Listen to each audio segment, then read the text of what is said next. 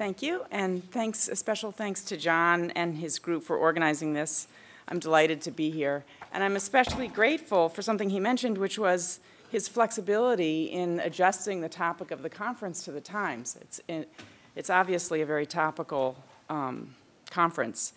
And I want to pick up really where John left us, and that is with the theme of the conference, because the theme of the conference poses us this mystery. And this is how the Webb intro puts it, very similarly to what John just said. As he wrote there, the market collapse has brought not only financial crisis, but a crisis of faith in what Ronald Reagan famously called the magic of the marketplace. If the current state of the U.S. economy makes clear that former Federal Reserve Chairman Alan Greenspan's faith in free markets was misplaced, the question remains, what was it about free markets that proved, and still continues to prove, so alluring to economists, scholars, and policymakers alike? The timing's obviously right for that query when we've seen the potential, the destructive potential of the free market's allure. There's a consensus that this year's economic debacle occurred in significant part because of a failure to regulate much activity that needed constraint. And there's a consensus that the failure to regulate flowed in significant part from a belief, the belief we just saw so beautifully illustrated, that private and self-interested initiatives ordered themselves in some way that was constructive, productive, naturally beneficial to those who were involved. The focus of the query is also right because of the stubbornness of this faith in free markets, and I find that stubbornness completely mystifying, or almost completely mystifying. Now, having studied it for a long time, I actually can see its roots. But here's part of what's mystifying about the allure of the free market. We can attack the logic of it. By the second decade of the 20th century, a whole legion of legal scholars had demonstrated again and again and in elaborate detail that there was no such thing as the free market. So I'm referring to scholars like John Commons, Robert Hale, Wesley Hofeld. They nailed the market, whatever that was. They nailed the idea that there was such a thing, an autonomous market, as a matter of theory, showing how each assumption of ownership or debt or dearth was based on a background of legal rules. There was no free action in this world, just actors moving from different positions of power, opportunity, and need that they inherited by default.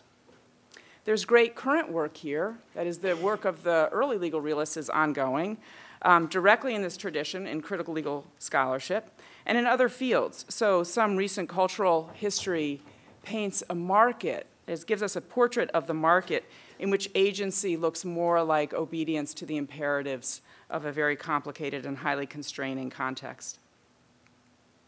Not only can we critique the logic of faith in a free market, we can also problematize the cognitive base of that faith. So here's the exciting work, many of you know much better than I, the very exciting work of the last few decades in social cognition, social psychology, and behavioral economics. This work undermines from many angles an image of agency that locates it in individuated decision-making that is rational, static, or even self-interested, at least according to a definition of self-interest that hews close to a paradigm of a commitment to further one's material self-advantage. But despite this great work, the intuition that there is a free market somewhere, that this free market springs from private actions individually taken, that this free market operates to the advantage of its participants in the aggregate and the long run, that intuition remains resilient. We cannot kill it, and some of us, quite frankly, would like to kill it. John's more moderate than I am.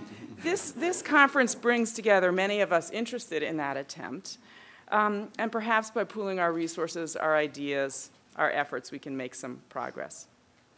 Towards that end, I want to suggest one reason why the intuition is so resilient. I believe that the free market intuition is built into and engendered by myriad practices, both concrete and conceptual. That is, we have institutionalized, and here's where law comes in, as the way that we institutionalize practices. We have institutionalized practices that suggest a free market. The point is that current law as a practice and set of conceptions suggests the assumptions that we carry. So they are elaborated there, that is, these assumptions are elaborated in the practice of law. They are reiterated every day when those legal categories are used, and they therefore teach us every day in daily practice the very lessons that the realists, the crits, the social psychologists, the cultural historians seek to undo. That's a big claim, and I will support it only suggestively here. Then again, I only have 25 minutes and probably less now. Here's the subject of my suggestion, the terrain of my suggestion. I want to talk about money as a matter of law. So money is, of course, the medium of the market, the neutral entity that translates all exchange into prices. Money is rarely considered as anything other than a function. So money is classically or neoclassically considered a medium of exchange, a store of value, a unit of account. That's the way it's defined in neoclassical theory. Having defined it by virtue of what it does, we forget to look any further at money. But money, like the market, is a practice. It's a complex orchestration of collective action by public power. My suggestion is that money can be made in different ways. It has been made in different ways. That is, it's practiced and conceived in different legal categories, and those differences have an impact. We can learn a different lesson each time we use a different money.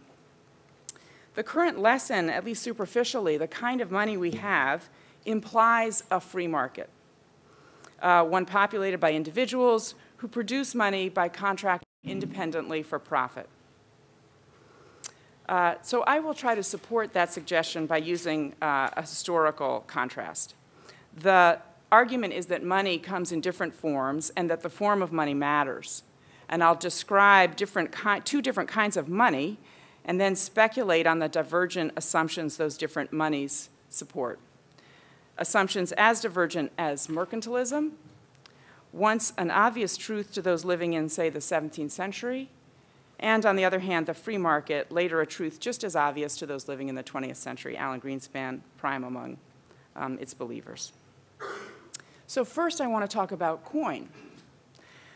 The money of the Middle Ages and early modern period, what it was and how it worked. And then I want to talk about banknotes or fiduciary money, the money that became dominant in 18th century England and a form of which remains dominant today. So first, metal coin, commodity money, what it was practically and legally and how it worked. Metal coin, silver pennies at the beginning of the English monetary world, these were units of account, standard amounts of a metal chosen by the state and measured out by it. So silver pennies were and still remain an iconic unit of account if you think about it, the penny and the pound, right?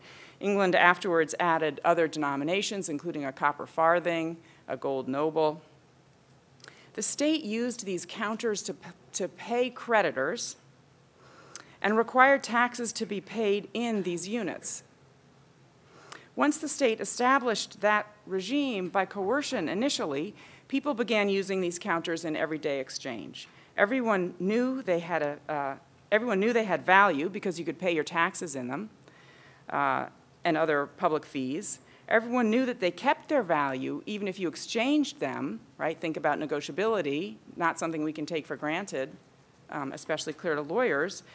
They kept their value even if you exchanged them because the state would still take them after they'd been transferred, would take them for taxes.